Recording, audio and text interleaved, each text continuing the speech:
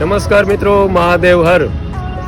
જે ગાડીની તમે રાહ જોઈ રહ્યા હતા, ઘણા મિત્રોના ફોન પણ આવ્યા હતા કે સ્વિફ્ટ ટુકડો લાવો તમે, અને એ પણ પેટ્રોલ સીએનજીમાં લાવો. તો આજે તમારા માટે ખાસ અમે લાવ્યા છીએ સ્વિફ્ટ ટુકડો 2013નું મોડેલ છે. આવો મારી સાથે.